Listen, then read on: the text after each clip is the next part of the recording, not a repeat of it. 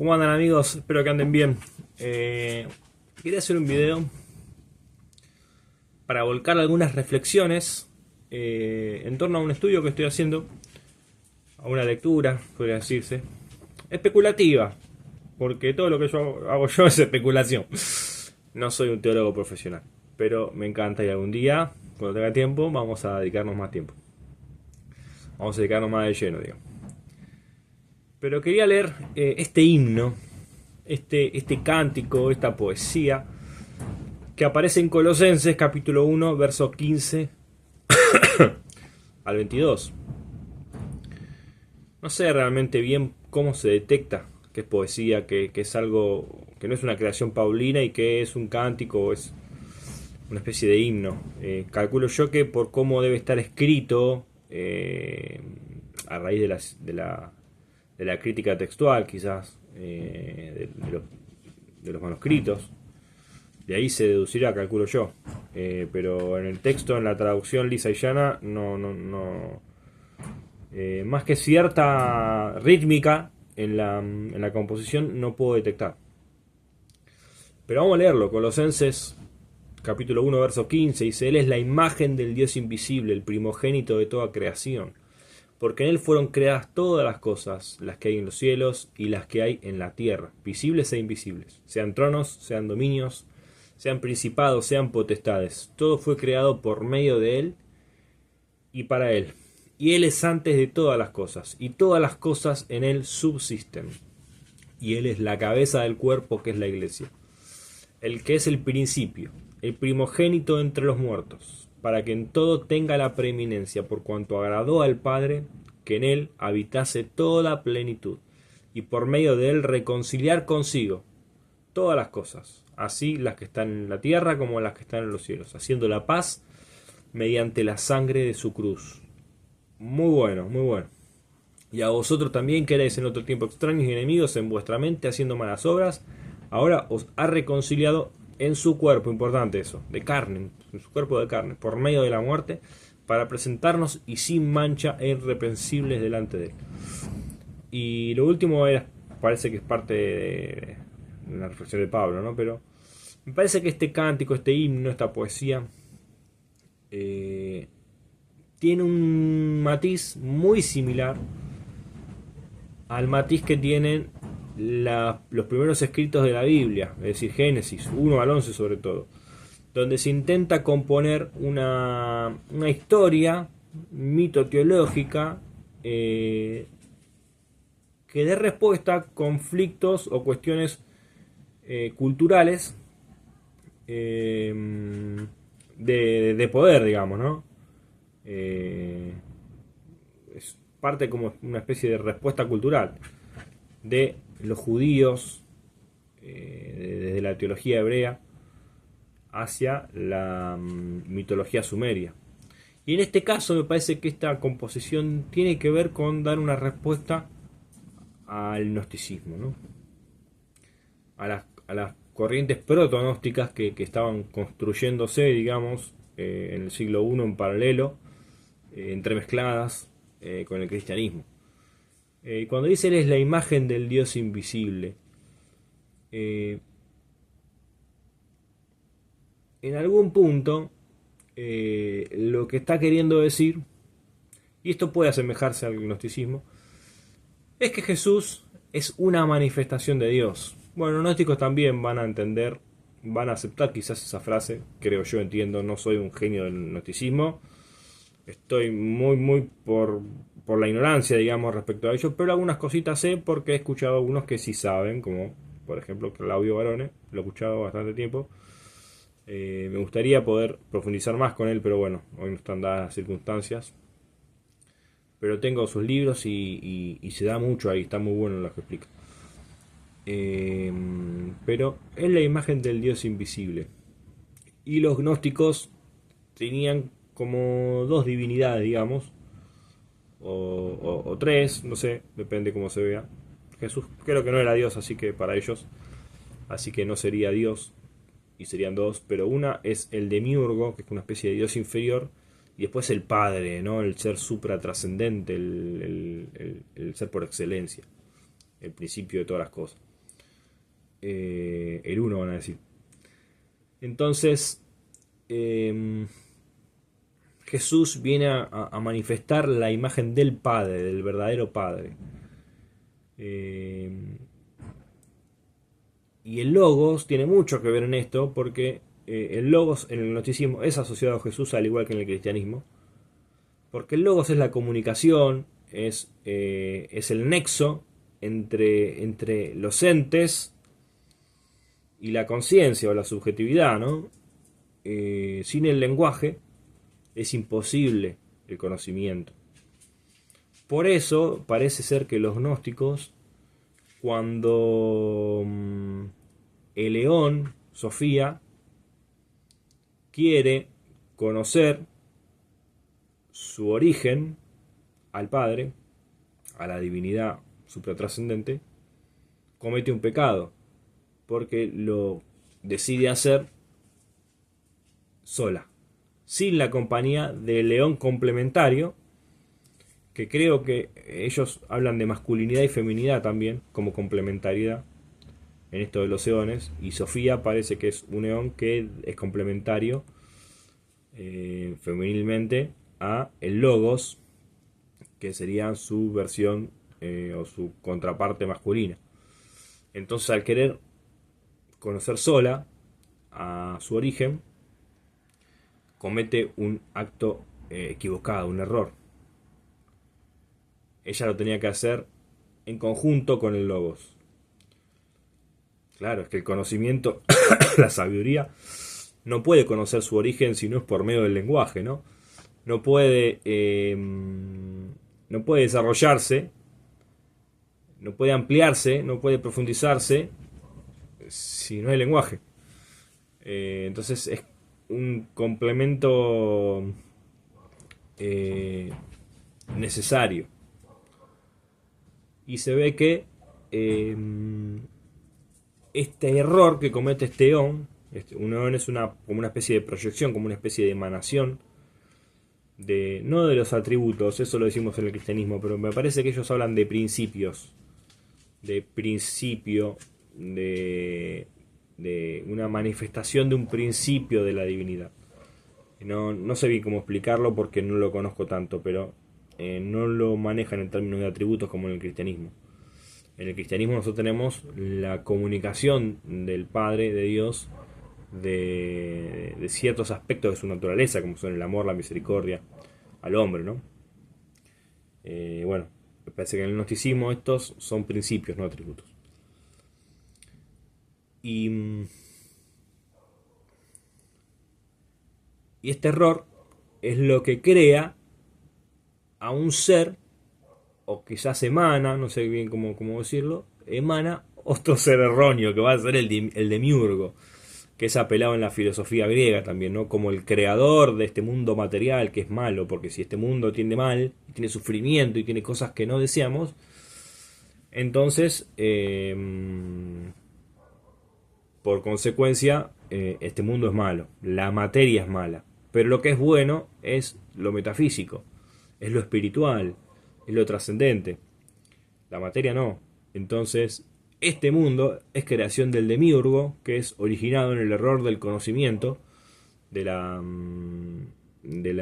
sabiduría, en el error de la sabiduría, de querer evocar o conocer a su origen, sin su complemento del lenguaje, del logos, de la palabra. Bueno, esa es un poco podemos decir que es una especie de cosmogonía o mitología, no sé cómo llamarlo, pero bastante diferente al cristianismo. Y también podemos asociar esta relación del logos con Sofía con Adán y Eva también, ¿no? ¿Por qué no? Porque Eva es la que incita a Adán a cometer el error, a comer del fruto. Adán se deja guiar por Eva, no pone frenos, y en este caso es como que Eva es la iniciadora, la que toma la iniciativa, ¿no? Igual que Sofía, que toma la iniciativa de volver a su origen, de conocer su origen, de conocer, ¿no? En este caso, el árbol del conocimiento de la ciencia del bien y del mal.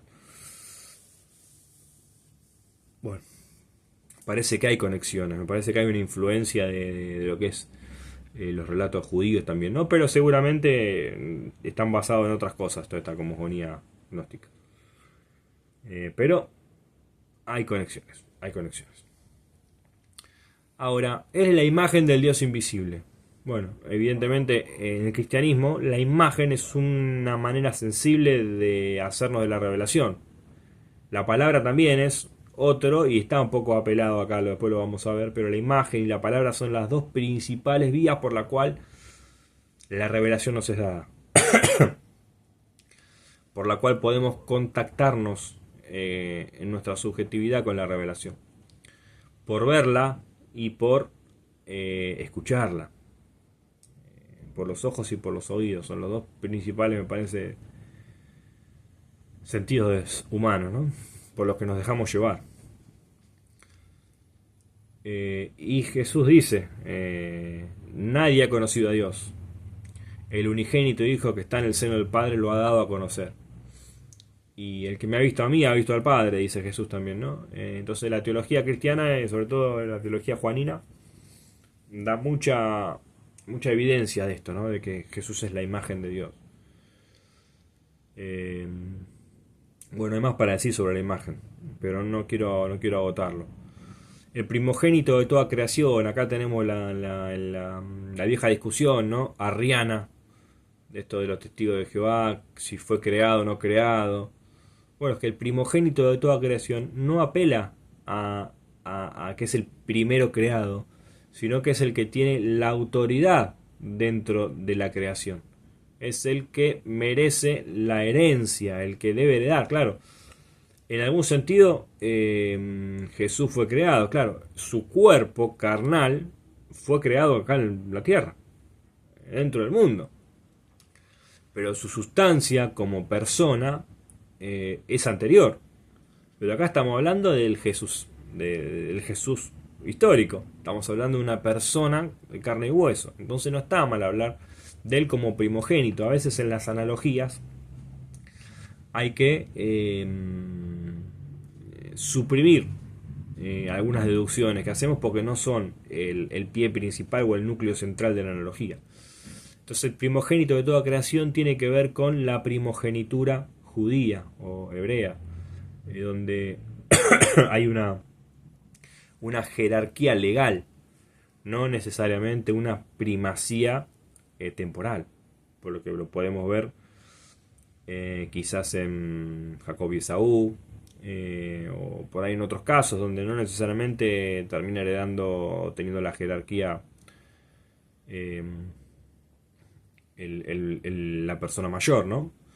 Sino que es una cuestión legal. Claro que es el primero que nace, si el primogénito. Pero si era el segundo, bueno, no diría, si históricamente se daba todo al último hijo, y bueno, diría acá el último hijo. No tendría problema en decirlo, me parece el texto. Pero acá apela, me parece, a una cuestión de jerarquía.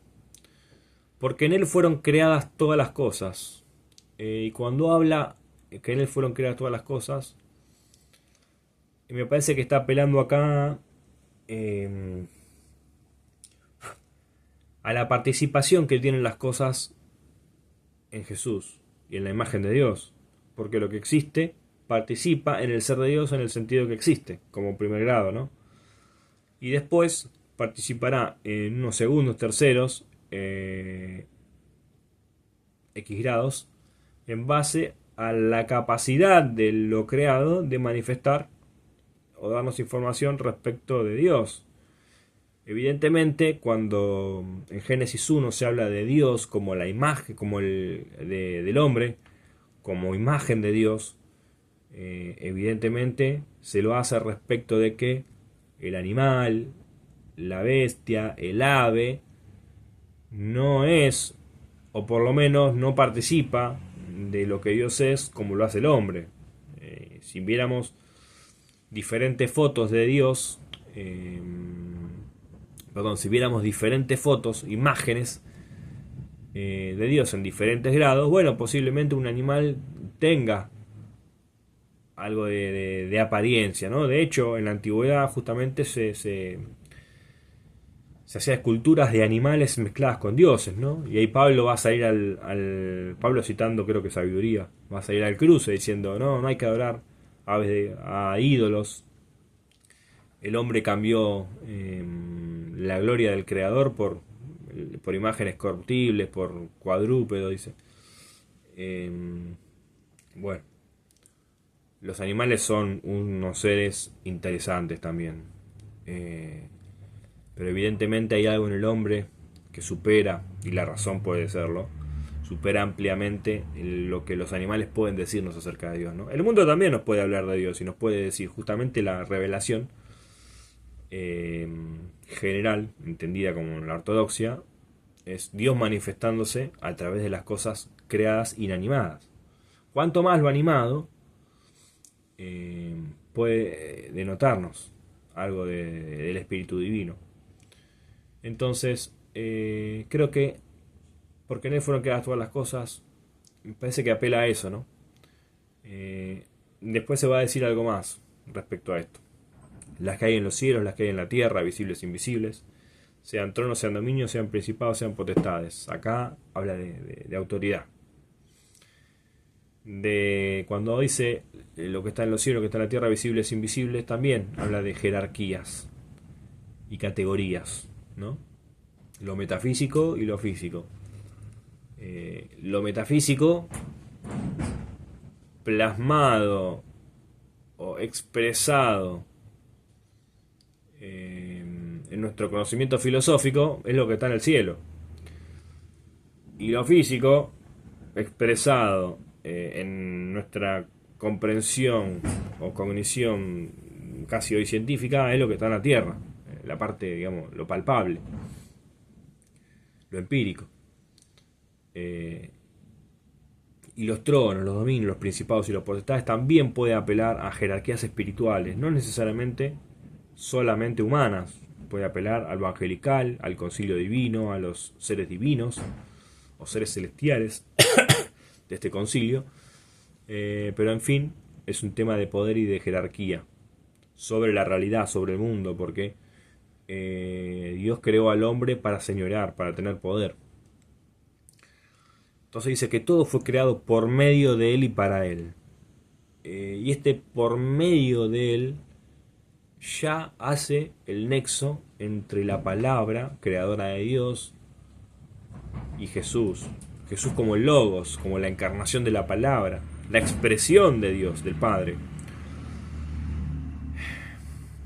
¿Por qué? Porque Dios mandó y fue hecho. Dios crea con su palabra, como un rey que manda y las cosas pasan, ¿no? Ahí está la autoridad y la soberanía de Dios. Y para Él, obviamente, si todo lo que se hace tiene que dar gloria y tiene que volver a Dios, porque todo lo que hace Dios lo hace para sí. O sea, en Dios no hay egoísmo, pero el egoísmo se expresa, porque el amor que nosotros nos pueda dar, la salvación que a nosotros nos pueda regalar, el perdón que podamos recibir de Él, es por amor a sí mismo, por amor a su propia naturaleza y por fidelidad a sí mismo, por fidelidad propia, ¿no? Porque Él es así, Él es amante. Entonces no puede negarse y tiene que ser lo que es, tiene que expresarse en su profundidad, en su naturaleza. Y en su naturaleza está el otro, pensar en el otro. Por eso es que podemos participar de Él, que podemos participar de Dios y que el universo puede participar de Dios. Y no estoy hablando acá de panteísmo, pero sí de panenteísmo. Panteísmo es que Dios son todas las cosas. Todo lo que vemos, todo lo que se puede nombrar es Dios. No. El panenteísmo es que Dios está en todas las cosas. Hay que encontrarlo. No está tan evidente. Hay que husmear, pero está. Y eso es participar de lo que Él es. Entonces, todo es por medio de Él y para Él. Y Él es antes de todas las cosas, y todas las cosas en Él subsisten. Acá volvemos un poco al Logos. Seguimos en realidad. Y Él es antes de todas las cosas. Bueno, la preeminencia, la eternidad. Acá sí. claro, si cuando se habla del primogénito de toda creación y acá me dice y él es antes de todas las cosas, como que está repitiendo el concepto que se suele hacer en la poesía judía, ¿no? Pero no necesariamente en este caso. Me parece que acá,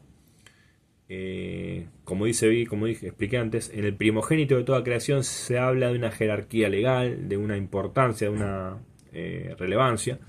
Acá se habla de temporalidad y él es antes de todas las cosas. Acá sí se habla de tiempos. Entonces, que él esté siendo antes que todo, no me habla de un comienzo, me habla de una antelación nada más. Él puede ser eterno, pero es antes. Y todas las cosas por él subsisten. Esa palabra subsistir es como solidificar, consistencia. Eh, Sub es con, Sistencia, system. La palabra griega no me acuerdo ahora. Pero tiene que ver con esta palabra que en la iglesia donde hoy estamos usando mucho este año porque es la palabra la palabra rectora, ¿no? De las reflexiones de este año. Consolidación, consolidar. Bueno, acá se puede apelar a una mística derivada en ciencia moderna a las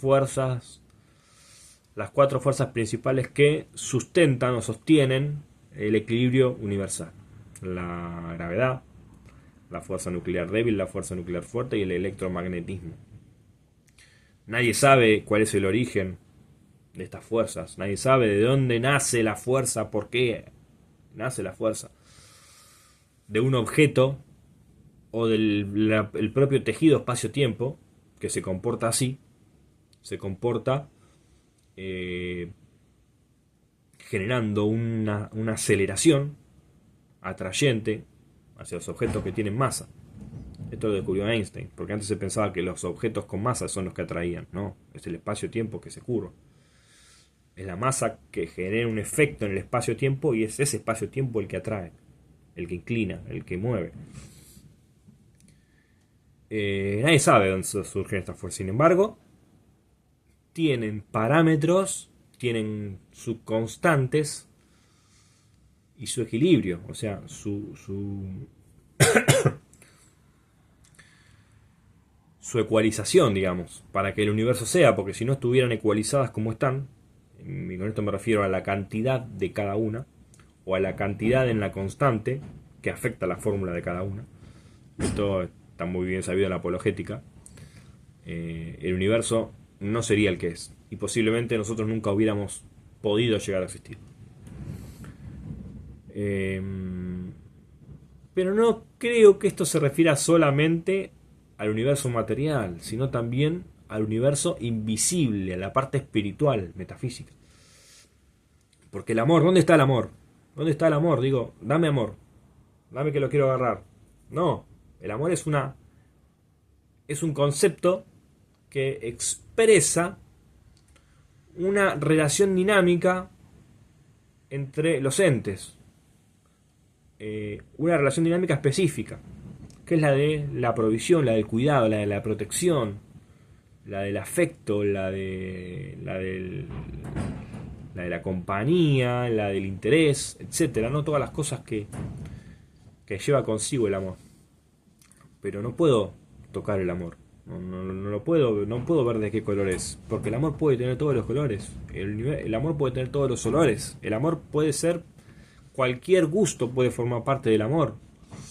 Cualquier acción, no cualquiera, ¿no? Pero una acción al azar puede formar parte del amor. Entonces no es algo que pueda tocar. Es algo metafísico el concepto. Ahora la práctica del ejercicio está descrito por esa palabra, ¿no? Y mi amor, el amor que yo pueda brindar a un prójimo, está sostenido y consolidado por el arquetipo, por el principio, por el modelo, por un origen, que es Dios, que es su imagen, que es su naturaleza. Y es Jesús acá el modelo de amor. Es Jesús acá el que, por medio de la unión conmigo, que eso lo vamos a ver un poquito, me parece que más adelante, justo en el renglón que viene, por medio de la unión que puedo tener con Cristo, por medio de recibirlo yo a Él y sumergirme yo en Él, por medio de esa unión puedo participar en su naturaleza amorosa, de justicia, y me es comunicada a mí en mayor medida, en plenitud, digamos, porque accedo a la plenitud de Dios por medio de participar de su naturaleza.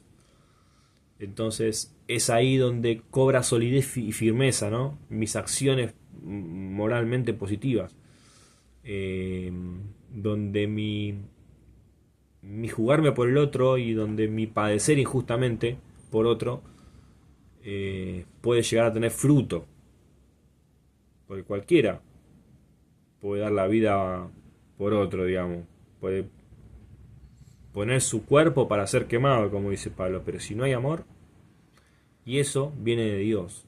Y el cristianismo siguió el ejemplo de Jesús y padeció injustamente la persecución, aún haciendo lo bueno, y eso es completar los padecimientos de Cristo, ¿no?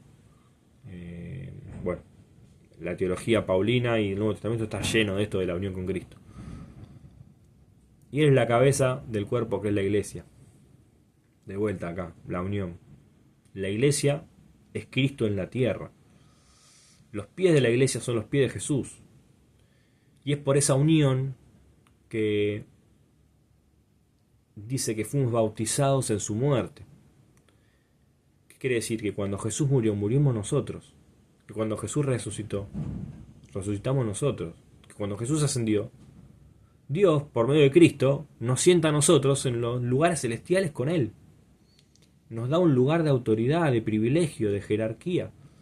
¡Wow! Yo, un ser miserable, estoy siendo perdonado, que eso va a venir más adelante. Pero estoy siendo exaltado, estoy siendo elevado por Dios. ¡Qué valor que me da Dios! Qué pequeño me tengo que sentir y qué agradecido, ¿no? ¿Y cómo estoy manifestando yo? ¿Cómo estoy moviendo las manos, los brazos de Jesús? ¿Cómo estoy usando su boca? ¿Cómo le estoy hablando al mundo?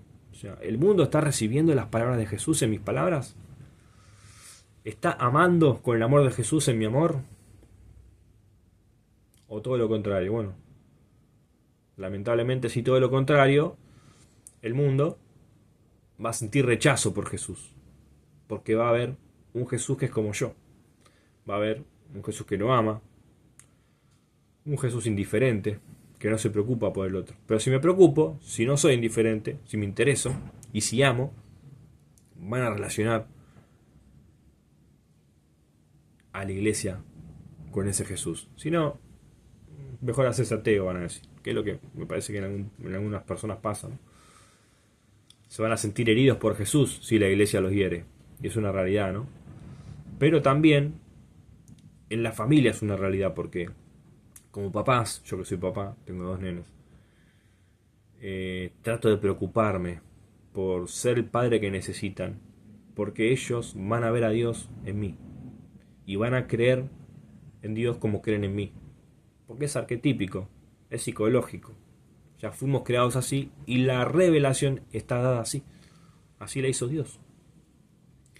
Por lo tanto, el rol del papá y de la mamá también, obvio, es un rol importantísimo para los chicos. El que es el principio, el primogénito entre los muertos, complicado acá. El que es el principio. Acá volvemos al tema anterior. El primogénito era una jerarquía legal. Él es antes de todas las cosas, es un posicionamiento temporal. Y acá el principio no es ni una cosa ni la otra. Acá el principio es el arjé.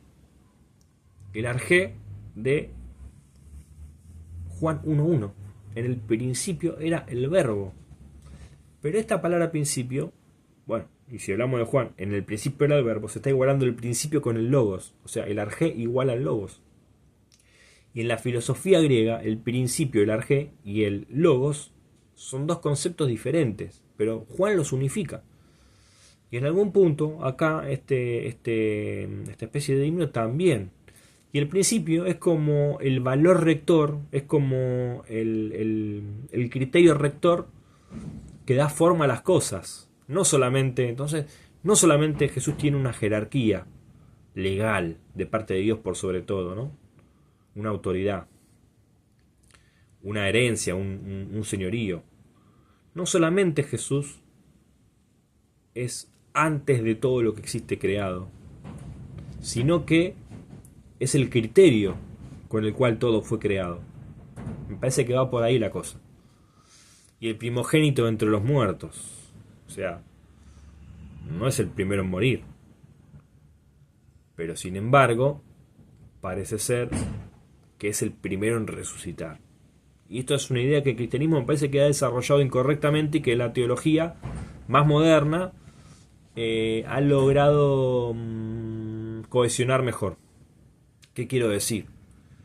En algún sentido la teología tradicional, no necesariamente la ortodoxa, pero sí en escritos, como por ejemplo, no sé, el Evangelio de Nicodemo, que no me parece que es un texto gnóstico, apela a que Jesús va al infierno y rescata a todos los que están en el Hades, los saca, agarra la mano de Adán y Adán agarra la mano de Ezequiel y Ezequiel agarra la mano de Isaías y así se van todos para el cielo, ¿no? Pero Jesús no había resucitado aún. Entonces Jesús, cuando resucita, comparte o hace participar a los demás santos en su resurrección. Sí, la viuda de Nahum, el hijo de la viuda de Nahum, no me acuerdo ahora, en el Antiguo Testamento hay como una especie de resurrecciones, pero no son las resurrecciones escatológicas a las que se refiere la doctrina, digamos, o la idea de la resurrección. Es volver a vivir en la tierra, para volver a morir.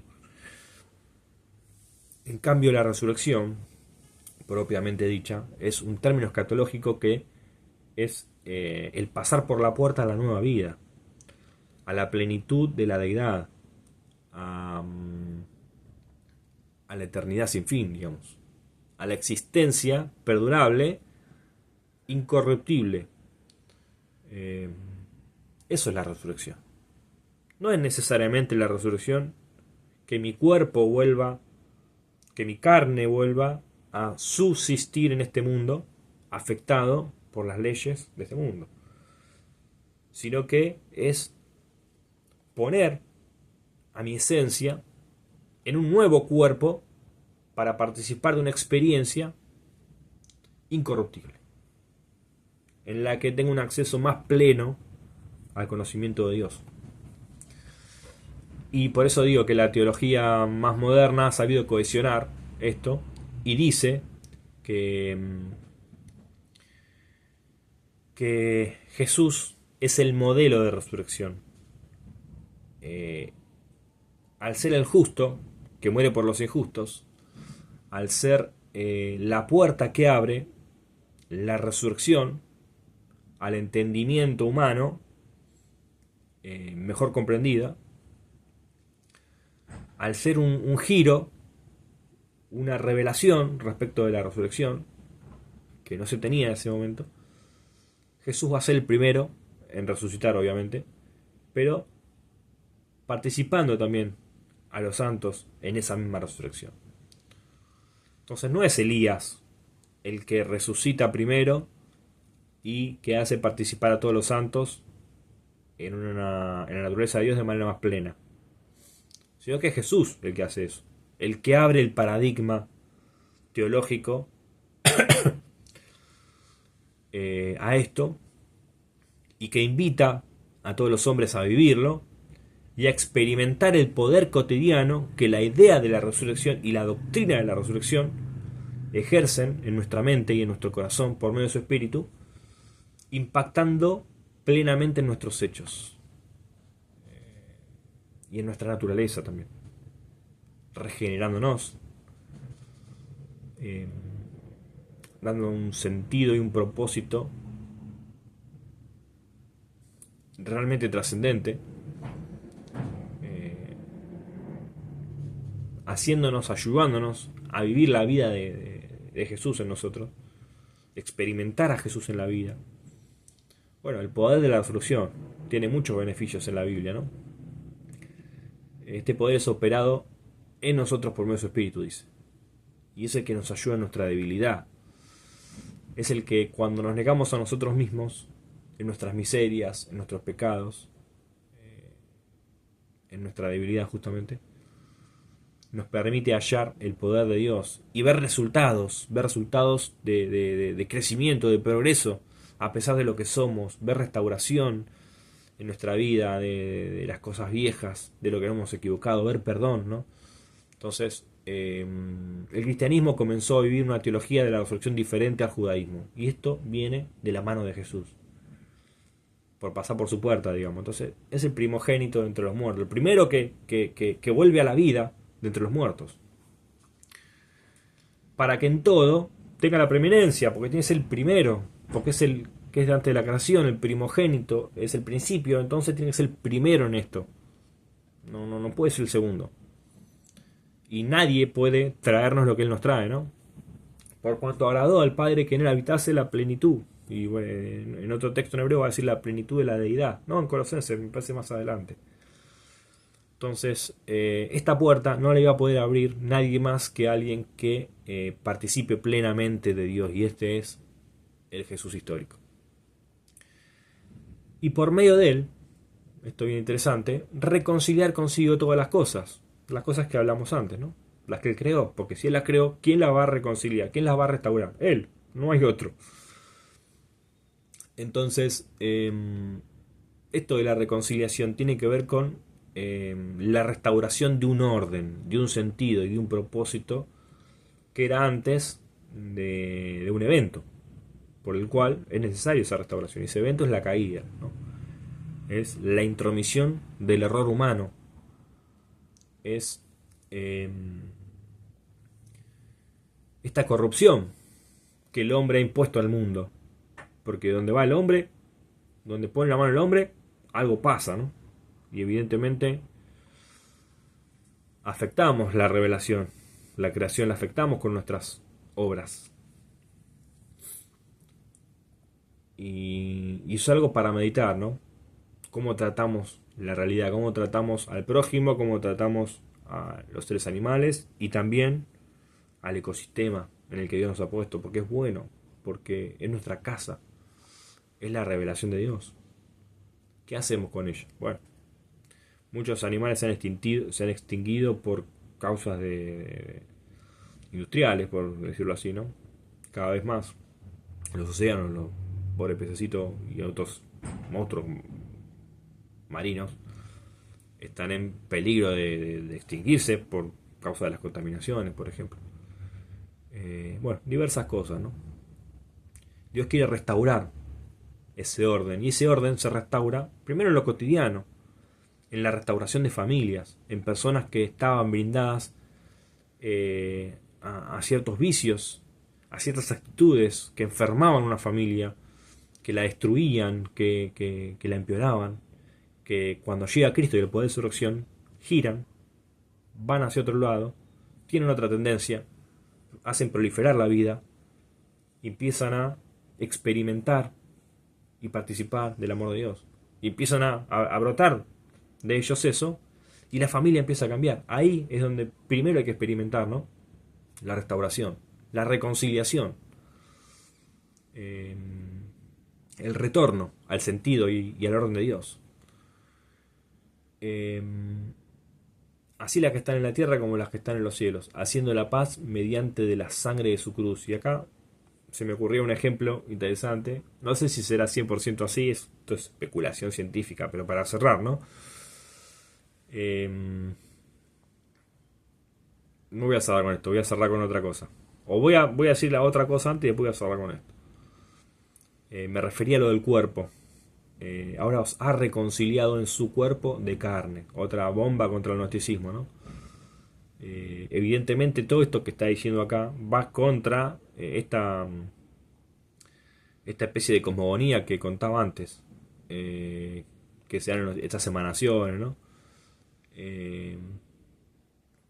Y el hecho de que Dios se haga hombre, se manifieste en carne, muera por nosotros y nos reconcilie consigo mismo, en su cuerpo de carne, tiene que ver, o no tiene que ver en realidad, es una oposición a lo que confesaba parcialmente, digamos, algunos grupos gnósticos. Que ellos decían que Jesús no tenía un cuerpo de carne, que Jesús era un cuerpo espiritual, un ser celestial. Vaya a saber cuál fue su infancia, nacimiento, ¿no? Si es que los tuvo, quizás en el gnosticismo en algunos grupos no hubo tal cosa como una infancia, como un nacimiento de Jesús. Y lo entienden más como un símbolo, como una historia, como un personaje casi mitológico, digamos, por decirlo de alguna manera, ¿no? Siendo que el protognosticismo es paralelo al cristianismo, ¿no?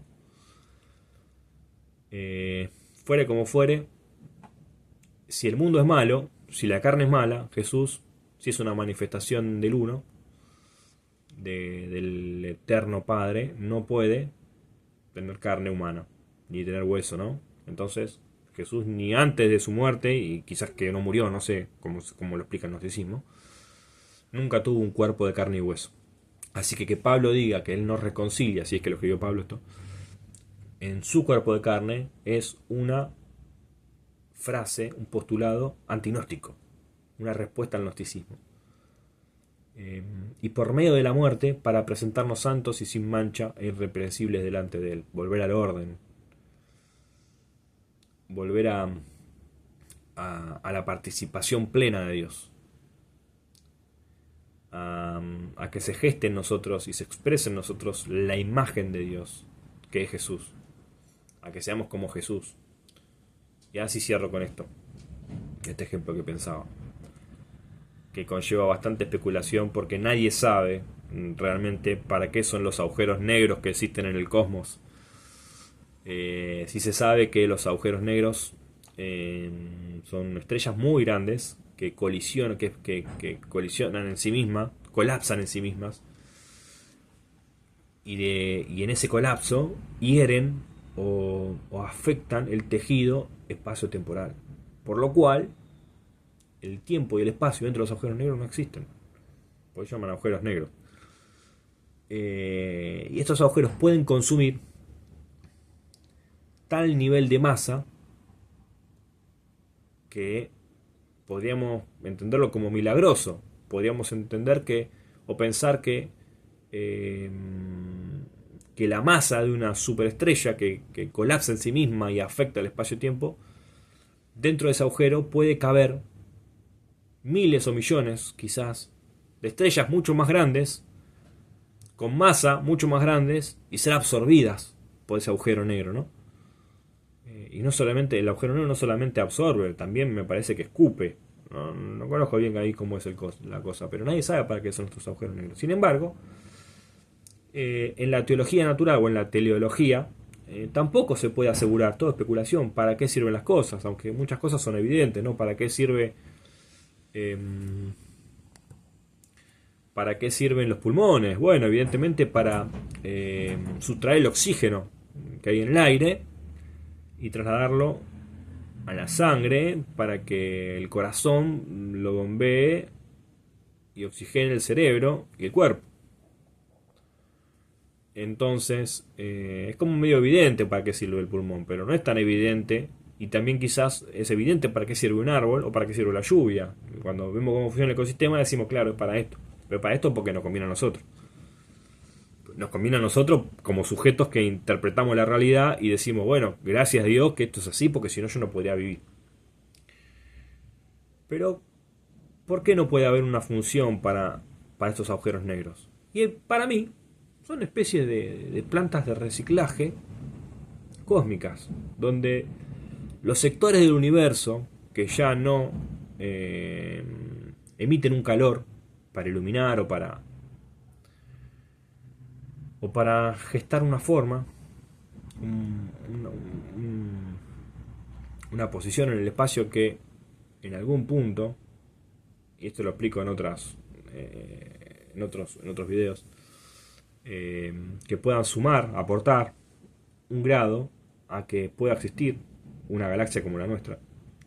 Si no existen miles de galaxias, no existiría la Vía Láctea y por lo tanto no existiría la vida. Entonces, el azar y el hecho de, de diversificar los tipos de existencia hacen, me parece que son una especie de herramienta de Dios para que pueda existir el mundo. Entonces, bueno, estas estrellas que colapsan tienen su lugar y su función, ¿no?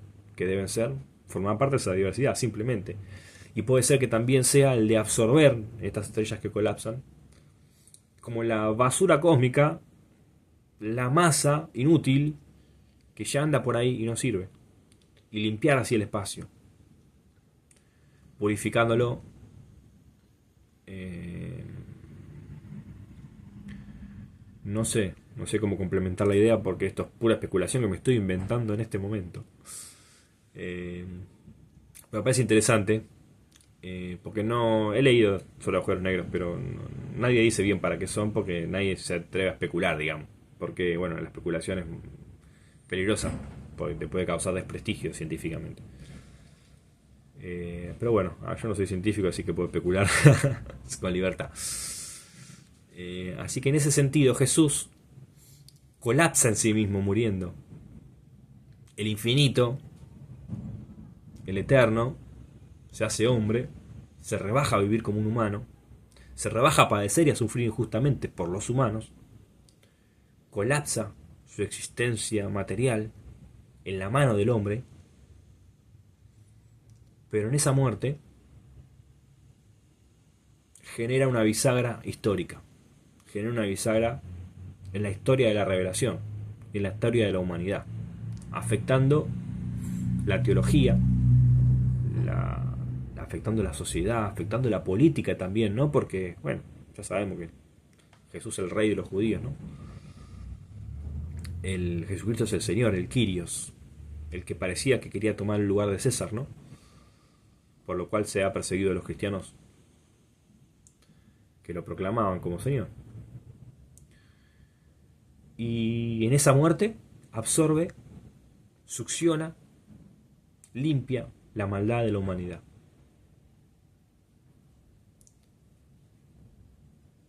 Y de esa manera contagia a otros hombres que son limpiados por él a colapsar en sí mismos también, para succionar y para absorber más maldad del mundo, para que por medio de ellos, como vino por medio de él, llegue el perdón a otros y otros puedan liberarse de la corrupción, del pecado, del desorden, de, de la suciedad teleológica en la que el hombre se ha desviado para retomar y restaurar su vida al orden inicial y aplacar la maldad creciente del mundo. Entonces, cuando nosotros participamos del sufrimiento de Cristo, recibiendo las injusticias del mundo, en vez de contestarlas con más injusticia, damos un testimonio del principio rector por el cual el hombre tiene que vivir. Y de esa manera podemos mostrar la naturaleza de Dios, el carácter de Jesús, y otros pueden ser llamados en su atención por Dios a hacer lo mismo, a corregir, a arrepentirse y a sumarse a esta misión, que es la misión mesiánica. Y bueno, nosotros, en cierto sentido, como cristianos, somos llamados a participar de esta misión mesiánica, de esta misión de restauración de todas las cosas, a los principios que están dados en la imagen de Dios, que están dados en Cristo, los cuales Él expresa armoniosamente, porque Jesús no es más amor que justo, Jesús no es más justo que amor, como Dios no lo es, porque justamente es la expresión perfecta o plena de Dios. Y Dios no se puede balancear para un lado o para el otro, es perfectamente amor y perfectamente justo al mismo tiempo. Entonces, me parece que este himno, como esta especie de poema, tiene que ver con esto, con plantear cuál es la imagen que tiene el cristianismo de Dios y oponerse a la imagen que estaba teniendo el gnosticismo. Espero que les sirva y es una reflexión para mí, algo que estoy pensando, estudiando. Y bueno, también dispuesto a escuchar comentarios, críticas y todo aquello que pueda construir para entender mejor cuál es nuestra fe cristiana y su sentido histórico también, ¿no?